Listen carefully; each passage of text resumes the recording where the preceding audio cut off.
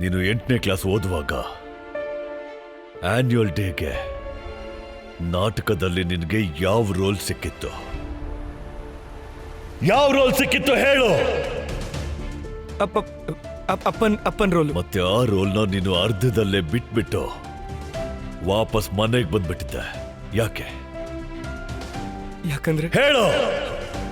ಯಾಕಂದ್ರೆ LKG ಮಗುನ ನನ್ನ ಹೆಗಲ್ ಮೇಲೆ ಕೂರಿಸಿದ್ರು, ಅದಕ್ಕೆ ನನಗೆ ಸುಸ್ತಾಗಿತ್ತು. ನೀನು ಅರ್ಧ ಗಂಟೆ ನಾಟಕದಲ್ಲಿ ತಂದೆ ರೋಲ್ನ ಮಾಡೋದಕ್ಕಾಗಿರ್ಲಿಲ್ಲ. ಮತ್ತೆ ಯಾವ ವ್ಯಕ್ತಿ ಅರ್ಧ ಜೀವನ ತಂದೆಯಾಗೆ ಕಳೆದಿದ್ದಾನೋ ಅವನ ಕಡೆಗೆ ಬೆರಳು ತೋರಿಸ್ತಾ ಇದೀಯಾ? ನಮ್ಮಪ್ಪನ ಮುಂದೆ ನಾನು ಜೋರಾಗಿ ಮಾತಾಡೋದಿರ್ಲಿ, ಕಣ್ಣೆತ್ತು ಕೂಡ ನೋಡಿಲ್ಲ. ಇವತ್ತು ನಮ್ಮಪ್ಪ ನನಗೆ ಫೋನ್ ಮಾಡಿದ್ರೆ ನಾನು ಎದ್ದು ನಿಂತ್ಕೊಂಡು ಮಾತಾಡ್ತೀನಿ. ಯಾಕಂದ್ರೆ ನನಗೆ ಗೊತ್ತಿದೆ ಅಪ್ಪ ಅಂದ್ರೆ ಏನು ಅಂತ. ಮತ್ತಿವತ್ತು ನೀನ್ ನನಗೆ ಹೇಳ್ತಾ ಇದ್ಯಾ ಈ ಮನೆ ನಂದಲ್ಲ ಅಂತ. ನಾವ್ಯಾವತ್ತು ಅಪ್ಪನ ಆಸ್ತಿಗೆ ಆಸೆನೂ ಪಡ್ಲಿಲ್ಲ. ನಮಗೆ ಅಪ್ಪನ ನೇರಳೆ ಬೇಕಾದಷ್ಟಾಗಿತ್ತು. ಮಕ್ಕಳು ಓದೋದಕ್ಕೆ, ಅವರಿಗೆ ಡಿಸಿಪ್ಲಿನ್ ಕಲಿಸೋದಕ್ಕೆ ಯಾವತ್ತು ಬೈಬೇಕಾಗ್ಲಿಲ್ಲ. ತಂದೆ ಸೈಕಲ್ ಬೆಲ್ ಹೊರಗಡೆ ಕೇಳಿಸಿದ ತಕ್ಷಣನೇ ನಾವು ಹೋಗಿ ಓದೋದಕ್ಕೆ ಕೂತ್ಕೋತಿದ್ವಿ. ಯಾಕಂದ್ರೆ ನಮಗ್ ಗೊತ್ತಿತ್ತು ಒಂದು ಮನೆನ ತಾಯಿ ಪ್ರೀತಿ ಅಷ್ಟೇ ಅಲ್ಲದೆ ಒಂದು ತಂದೆ ಬೆವರು ಕೂಡ ನಡೆಸುತ್ತೆ ಅಂತ. ನಮಗೆ ಆ ಬೆವರಿಗೆ ಹೇಗೆ ಬೆಲೆ ಕೊಡಬೇಕು ಅಂತ ಗೊತ್ತಿತ್ತು. ಯಾಕಂದ್ರೆ ನಮಗ್ ಗೊತ್ತಿತ್ತು ಒಂದು ಮನೆನ ಮನೆ ಹಾಕ್ಸೋದಕ್ಕೆ ಒಬ್ಬ ತಂದೆ ದಿನ ಎಷ್ಟು ಕಷ್ಟ ಪಡ್ತಾನೆ ಅಂತ. ಮತ್ತಿವತ್ತು ನನ್ನ ಮಗ ನನಗೆ ಹೇಳ್ತಿದ್ದಾನೆ ಈ ಮನೆ ನಂದಲ್ಲ ಅಂತ. Samarth, you should be ashamed. Kavya, ಇವತ್ತು ಯಾರು ಮಾತಾಡೋ ಹಾಗಿಲ್ಲ. ಕೇವಲ ನಾನು ಮಾತಾಡ್ತೀನಿ, ಇನ್ಯಾರು ಮಾತಾಡೋ ಹಾಗಿಲ್ಲ. ನೀನು ಕೂಡ.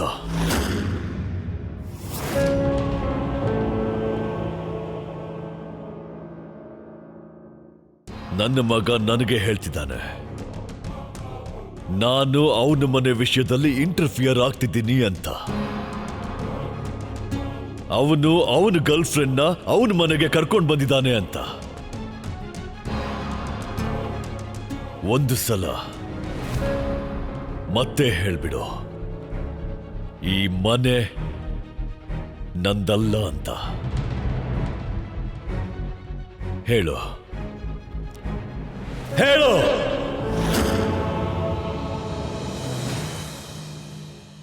ಆ ಮಹಾಶಿವನಿಗೂ ಗೊತ್ತು ನನ್ನಲ್ಲಿ 1000 ಕೊರತೆಗಳಿದ್ದಾವೆ ಅಂತ.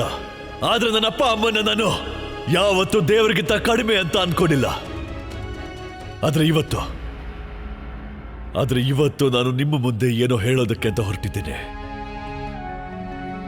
ಅದಕ್ಕೋಸ್ಕರ ನನ್ನ ದಯವಿಟ್ಟು ಕ್ಷಮಿಸ್ಬಿಡಿ. ಆದ್ರೆ ಇವತ್ತು ನಾನು ಮಾತಾಡ್ತೀನಿ.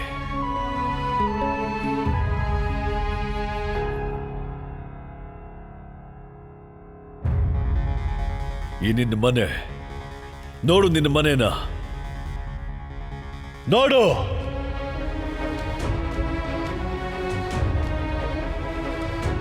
ಈ 60x40 ಪ್ಲಾಟ್ ಅಲ್ಲಿ ಕಟ್ಟಿರೋಂಥ ಡಬಲ್ ಸ್ಟೋರಿ ಮನೆ.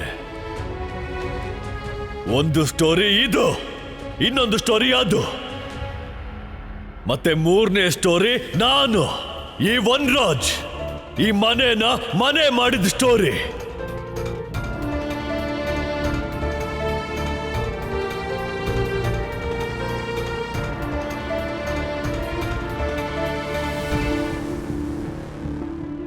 ಅಪ್ಪ ಅವರ ರಕ್ತ ಬೆವರನ್ನ ಸುರಿಸಿ ಸಂಪಾದನೆ ಮಾಡಿ ಈ ಜಾಗನ ಕೊಂಡ್ಕೊಂಡಿದ್ರು.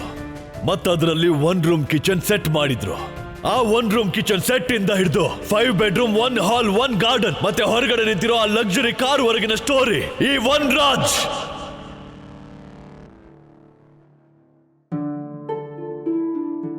ಒಬ್ಬ ಬಡವನ ಮನೆ ಮಗನ ಬಾಲ್ಯ ತುಂಬಾ ಚಿಕ್ಕದಾಗಿರುತ್ತೆ, ತುಂಬಾ ಚಿಕ್ಕದು.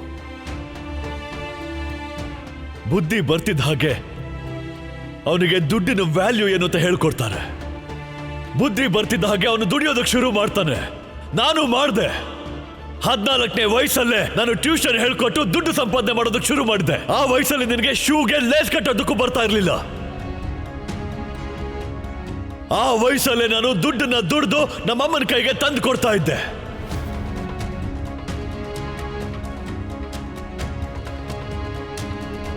ನಿನ್ನ ಈ ಲೂಸರ್ ತಂದೆ ಯಾರಿಗೆ ನೀನು ಎದುರುತ್ತರ ಕೊಡೋದಕ್ಕೆ ನಿನ್ನ ನಾಲ್ಗೆ ಸೋಲೋದಿಲ್ವೋ ಅವನು ಯಾವತ್ತು ಬೆಳಗ್ಗೆ 4 ಗಂಟೆ ಮೇಲೆ ಮಲಗಿಲ್ಲ.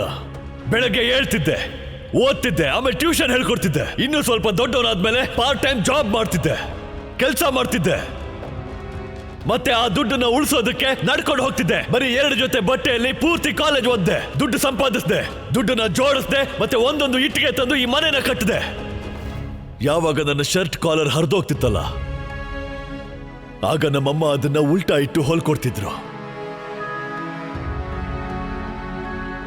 ಹೇಳ್ತಿದ್ರು, ನಾನ್ ನಿನ್ ಕಾಲರ್ನ ತಿರುಗಿಸ್ ಹೊಲ್ದಿದ್ದೀನಿ, ನೀನ್ ನಮ್ಮ ಅದೃಷ್ಟನ ತಿರುಗಿಸ್ತೀಯ ಅಂತ. ಮತ್ತೆ ನಾನು ನಮ್ಮಮ್ಮನ ಮಾತನ್ನ ನಿಜ ಮಾಡ್ದೆ. ಮನೆ ಕಟ್ಟೋದು ನಮ್ಮಪ್ಪನ ಕನಸಾಗಿತ್ತು. ನಾನು ಅವ್ರ ಆ ಕನಸನ್ನ ಪೂರ್ತಿ ಮಾಡಿದೆ. ನನಗೆ ಗರ್ವ ಇದೆ, ನಾನು ನಮ್ಮಪ್ಪ ಮನೆ ಕಟ್ಟಬೇಕು ಅನ್ನೋ ಕನಸನ್ನ ಪೂರ್ತಿ ಮಾಡಿದೆ ಅಂತ. ಈ ಮನೆಯಲ್ಲಿ ಅವರ ಶ್ರಮದ ಜೊತೆಗೆ ನನ್ನ ಬೆವರು ಕೂಡ ಸೇರಿದೆ.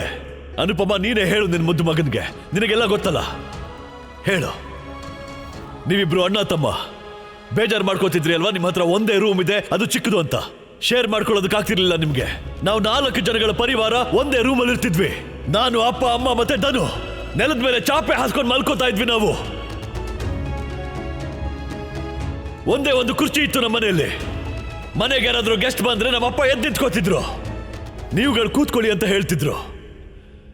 ನಾನು ಕೂತು ಕೂತು ಸುಸ್ತಾಗೋದೆ. ತಂದೆ ದುಃಖ ತಾಯಿ ನಿನ್ನ ಕಣ್ಣಿನಿಂದ ಹರಿದು ಬಂತೆ. ಅಲ್ಲಿಂದ ಹಿಡಿದು ಇಲ್ಲಿವರೆಗಿನ ಪಯಣ ತುಂಬಾ ಕಷ್ಟವಾಗಿತ್ತು. ಒಬ್ಬ ಮಿಡಲ್ ಕ್ಲಾಸ್ ತಂದೆಗೆ ತನ್ನ ಜವಾಬ್ದಾರಿಗಳು ಸುಸ್ತಾಗೋದಕ್ಕೆ ಬಿಡೋದಿಲ್ಲ. ನನ್ನ ಹತ್ರನೂ ಸುಸ್ತಾಗೋದಕ್ಕೆ ಆಪ್ಷನ್ಸ್ ಇರಲಿಲ್ಲ.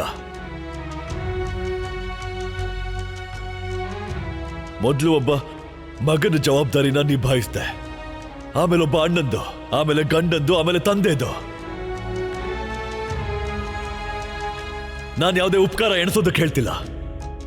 ಪ್ರಪಂಚದಲ್ಲಿ ತಂದೆ ಒಬ್ಬನೇ ಅಂತ ವ್ಯಕ್ತಿ. ಅವನ ಯಾವ ಕೆಲಸನೂ ಉಪಕಾರ ಆಗಿರೋದಿಲ್ಲ, ಬರೀ ಕರ್ತವ್ಯ ಆಗಿರುತ್ತೆ. ಮತ್ತಿದು ನಂದು ಮಾತ್ರ ಅಲ್ಲ, ಎಲ್ಲ ಮಿಡಲ್ ಕ್ಲಾಸ್ ತಂದೆ ಎಂದ್ರ ಕತೆ. ಬೆಳಗ್ಗೆ ಬೇಗ ಮನೆಯಿಂದ ಹೋಗೋದು, ರಾತ್ರಿ ತಡವಾಗಿ ಮನೆಗೆ ಬರೋದು, ತನ್ನ ಮನೇಲಿ ನಡೆಯೋ ಎಲ್ಲ ಫಂಕ್ಷನ್ಸ್ ನ ಮಿಸ್ ಮಾಡ್ಕೊಳ್ಳೋದು, ಎಲ್ಲ ಖುಷಿನ ಮಿಸ್ ಮಾಡ್ಕೊಳ್ಳೋದು, ಮಕ್ಕಳು ದೊಡ್ಡವರಾಗೋದನ್ನ ಬರೀ ಫೋಟೋಸ್ ಅಲ್ಲಿ ನೋಡಿ ಖುಷಿ ಪಡೋದು. ಈ ಎಲ್ಲ ತ್ಯಾಗಗಳನ್ನು ಮಾಡ್ಬೇಕಾಗುತ್ತೆ ಒಬ್ಬ ತಂದೆ, ಮತ್ತೆ ಮಾಡ್ತಾನೆ. ತಾಯಿ ತ್ಯಾಗದ ಬಗ್ಗೆ ಎಲ್ಲರೂ ಮಾತಾಡ್ತಾರೆ, ಆದ್ರೆ ಒಬ್ಬ ತಂದೆ ಬಗ್ಗೆ ಯಾರೂ ಮಾತಾಡೋದಿಲ್ಲ. ತಾಯಿ ಕಾಲು ಕೆಳಗೆ ಸ್ವರ್ಗ ಇರುತ್ತೆ ಅಂತ ಹೇಳ್ತಾರೆ, ಆದ್ರೆ ಒಬ್ಬ ತಂದೆ ಕಾಲು ಕೆಳಗೆ ಕುಸಿತಿರೋ ನೆಲ ಇರುತ್ತೆ. ಯಾವುದ್ರ ಮೇಲೆ ಅವನು ನಡೀತಾನೆ ಇರ್ಬೇಕು ಯಾವಾಗ್ಲೂ.